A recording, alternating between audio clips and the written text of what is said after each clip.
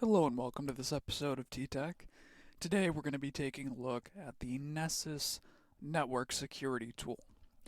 So this is going to allow us essentially to scan hosts on our network for vulnerabilities, whether that be a host running a server or something like our robot vacuum or our thermostat.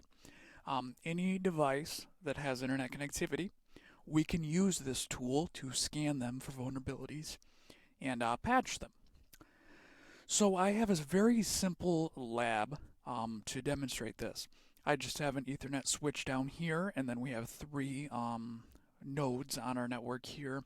We have our workstation, so PC1, and that's a Windows 11 operating system in this case.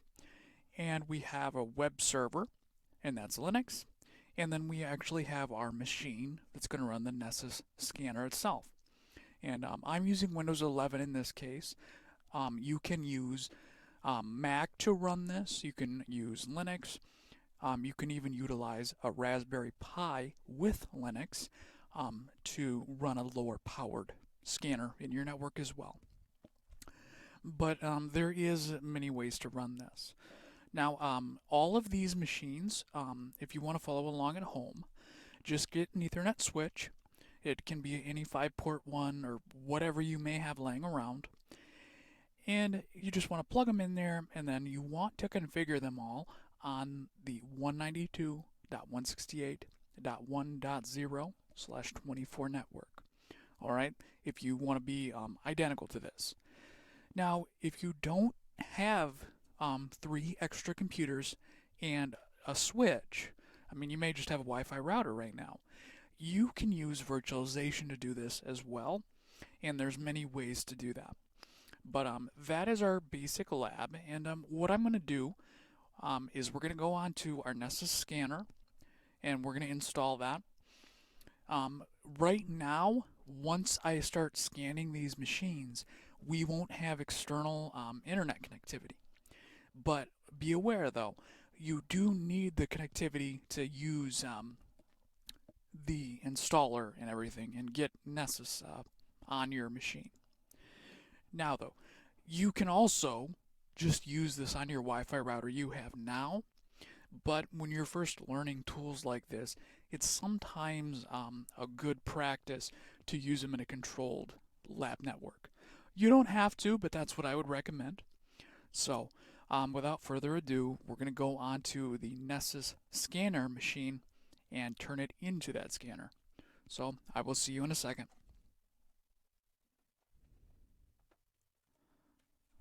Alright, so now we are on our Nessus scanning machine, and all I've done is I went to Tenable.com, and what you want to do is just go up to Products up here, and then we want to find the Nessus link, and let's go ahead and click that. Now, once we get over here, you will find there is a professional version and an unlimited version. And this is because this tool is for cybersecurity professionals and pen testers. But they also have a version to test and try out called Nessus Essentials. As you can see, we can scan up to 16 IPs. And once you look around there, though, you'll realize the good thing is you can scan in 3 months. Once you've scanned those IPs, it resets with the license, so you'll be able to scan them again. It's not like you can only scan 16 machines ever in the lifetime of the software. But anyway, we just want to go under Essentials there and click Download. And then here you'll want to put in your first name here, your last name, and then your email.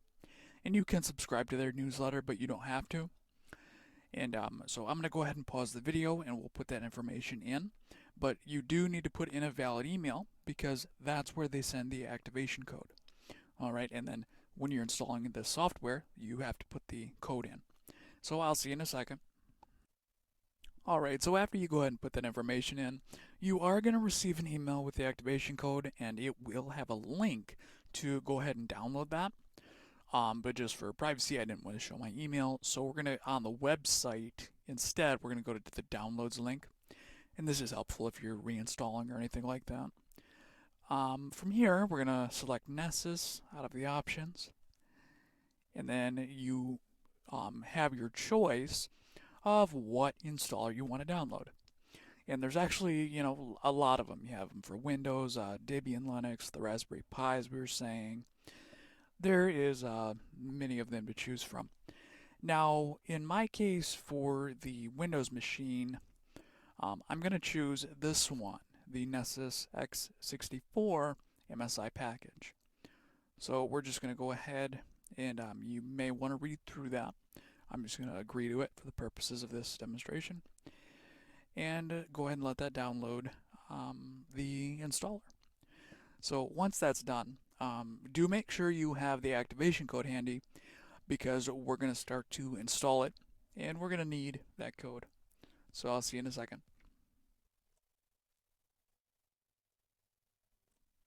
Alright, so now under our downloads, we're going to go ahead and start the installation of it. And then again, if you have the Debian package, just run the installer for that, dp kg, in whatever your command is for your operating system. But it's a very straightforward installer. Essentially, we want to just accept all of the defaults.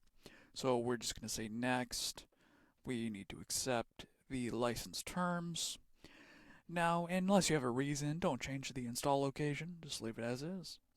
And we're going to install. Alright, I'm going to go ahead and you do need to give it permission to do this.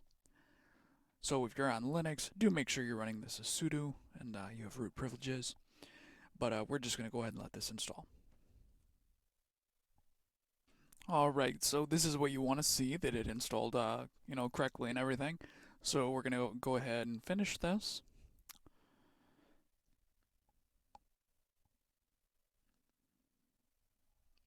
Alright, so now it's going to go ahead and connect to the web interface. Now what this is actually a server, so it runs as a daemon on your system. So this means it's running on your local host, so your loopback address, and it's running on TCP port 8834. Now, I do want to mention something important. Once Nessus installs, it listens on all of your system's interfaces. So if we run setan real quick,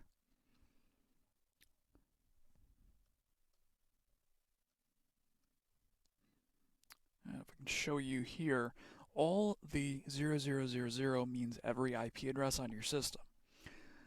So you need to have a host firewall configured. So if you're on Linux, you have to configure IP tables to block that.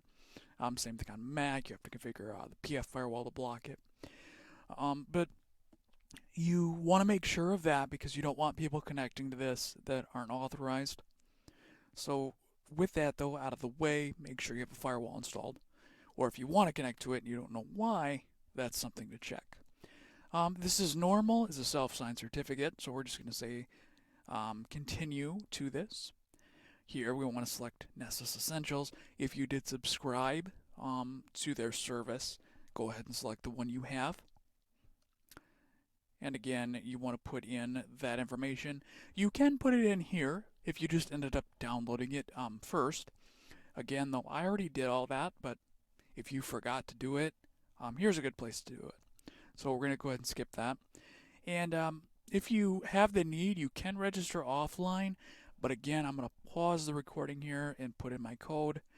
Go grab your code from the email you got, and I'll see you back here to finish the installation. Alright, so now we need to create an administrator for this Nessus installation. Now, this isn't an account on their website. This is actually local to this installation of Nessus. So we're just going to go ahead and put TTech as the user and password here. Again, that's not a web account, that's just local here. And you want to go ahead and create that. And then it'll say setup complete, and what it does now, this is why we need internet connectivity, is it downloads all of the signatures and software that allows this to act as certain clients when it's connecting to servers in your network, or understand what a certain host is communicating back, like with its TCP protocol, things like that. So this is just all of the brains that's going to make it work. Once it downloads them, it's going to compile them. That does take a while. So this whole step is going to depend on the speed of your internet and the speed of your computer's hardware. So with that though, I'm going to go ahead and just pause this, and once it's all done, I'll be back with you, and we're going to then hook up all our lab computers and go ahead and scan them. Alright, so now that Nessus Essentials is installed and completely set up, the first thing you're going to see is this host discovery scan. Now, this just goes out on your LAN and discovers all the computers that are connected to it.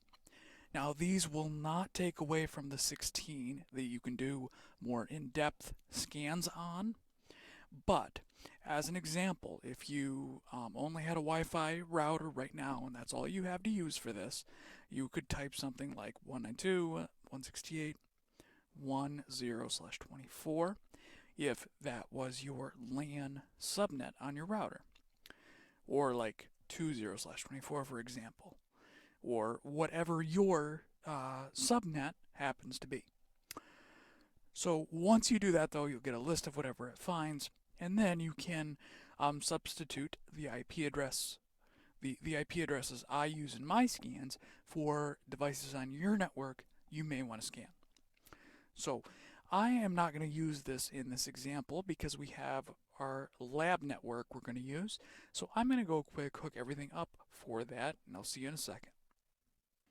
Okay, now that it's all hooked up, what I've done is set the IP on that machine, how it was in the lab.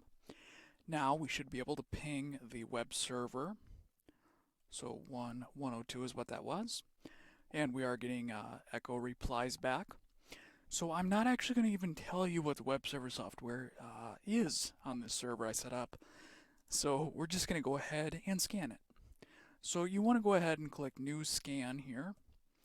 And as I said, you can use that if you don't know what hosts are on your network. But we're just going to start with a basic network scan.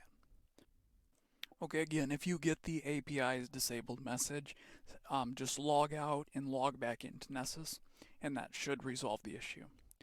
But I went into the New Scan tab, and then I've clicked Basic Network Scan, and you can title it whatever you want. I'm just going to say Web Server, and you can put a description. So if this was an actual engagement and you had to keep track of your targets that you're enumerating, you would put potentially a lot of detailed information in these descriptions and things like that.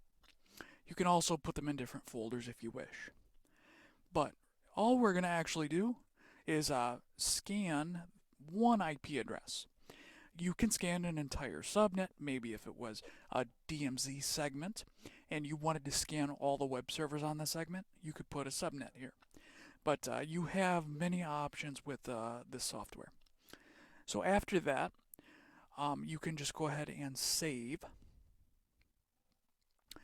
And once it becomes one of the options in the My Scan section, you can go over here and click Launch. And it says today at 6 p.m. it launched. And when you see this, it means it's running. I'm going to go ahead and pause this, but when the scan finishes, it will stop, and then you can click into it and get information about what it found. And you can even scan multiple different targets with different types of scans all at the same time. So it's very flexible, and you don't have to just do one scan at a time or even one type of scan at a time.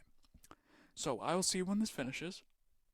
Now, as a point of interest as well, this is actually our server as the scanner's packets are contacting it.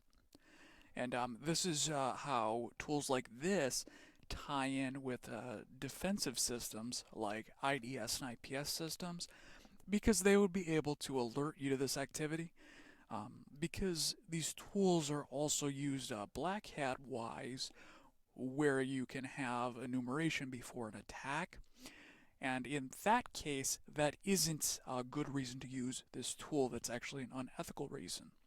How we're using it here is an ethical reason, because we're using it to patch vulnerabilities before hackers find those vulnerabilities. But anyway, that was what I wanted to show you there. Now, as you see too, as the scan progresses, it in real time shows you what it's finding. So you can also look in real time as the scan is running. Alright, so when your scans that are in progress complete, you'll see a check mark and completed on them. And now we're going to click into them.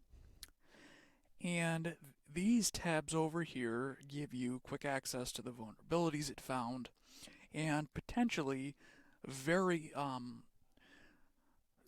very important threats that are,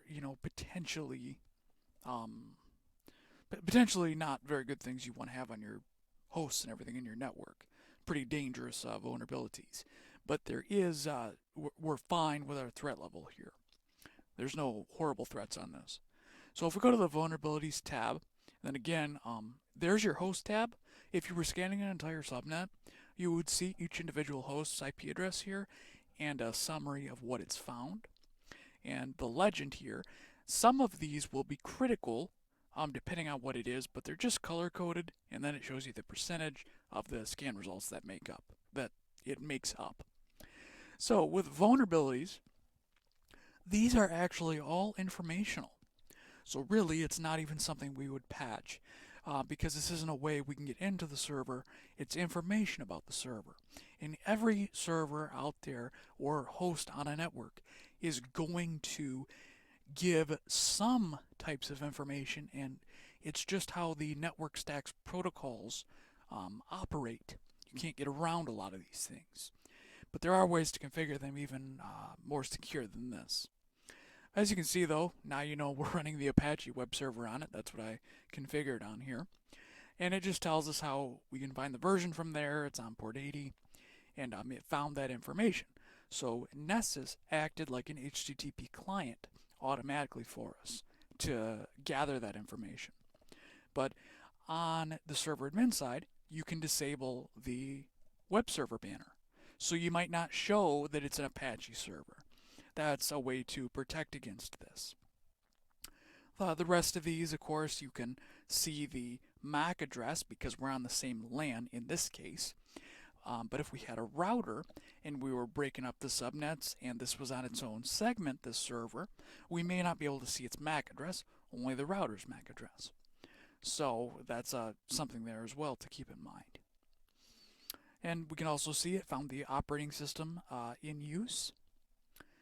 So that's a little out of date of what it is, obviously, because it's Ubuntu and it's a newer kernel than that, but it is Linux though. But the detection isn't perfect, but it does give you a baseline to work from. Things like traceroute information and like this TCP/IP timestamps. That's a very specific thing inside of the network stack. And I'm sure there is a way in the Linux kernel to disable that, but I don't lose sleep over seeing things like this. None of these are something where you can break into the server with. But they do help you get information that may be able to be leveraged in an attack. So, any information is something that can be used for an attack. And here we are. We have HTTP problems with this server here. And in Apache, you can harden this and only allow access to certain directories. So that would be a way to remediate some of that. The methods being allowed. You can restrict what the client can do. And I did want to say something about the Nessus SYN scanner. Even if you have a firewall in place on the machine, it's still able to glean information from that. So it'll still know you have a firewall in place. So it's a very flexible tool, and it's a way to make sure your network is as secure as possible. Alright, so now what I've done is actually scanned my Wi-Fi router to show you how you might scan your own if that's all you have to scan in your network. So I just put in the LAN IP address of my router here, and that's all you got to put in. And then when we go into those scan results, we see there's quite a few informational vulnerabilities. But in addition, like we can see the device type, it's an embedded device, and it's actually a Netgear R6400. And you can actually see there's a critical vulnerability. And if you go out how I was saying, we can see that critical vulnerability makes up 4% of the information it found. So if we click that, and this is actually very bad because we can gain a shell remotely. But in my case, I keep my Wi-Fi router behind an existing firewall, so it's not accessible from the public internet. So what I would use this information for, because you can see it's just a programming error essentially. That's what a buffer overflow is. But this allows you, once you exploit that, to open a shell and start to execute commands. And I assume as the root user on that embedded device, because they probably didn't have privilege separation in the code. So what I'm going to use this for is actually to upload the newest firmware to my Wi-Fi router, and then I'm going to rescan the Wi-Fi router with Nessus and make sure I don't see this vulnerability again. Because, you have to imagine if this was connected to the internet and that port for NetaTalk open session was somehow exposed, this could be very bad if someone was able to break into that. So with that though, that's a little bit about how you use this. And another interesting thing you might want to know is if we go to new scan and say, well, for instance, that Wi-Fi router, it essentially has a web application on it. That is what the HTML on there is, and like some of them use PHP, where some use CGI, like with Perl as the backend code.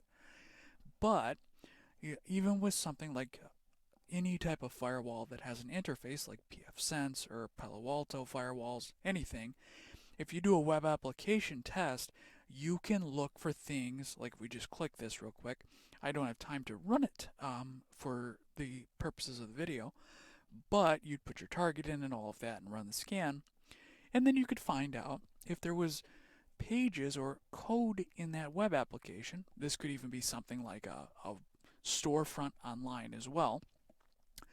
You can find out if you have cross-site request forgery vulnerabilities, or maybe there is a code injection vulnerability in one of the web pages of either your router or your website or whatever. But the different scans just fit different devices you might encounter and different scenarios. So with that though, that is a basic introduction to Nessus Essentials and how to use it. So I do hope you found this video helpful and informative.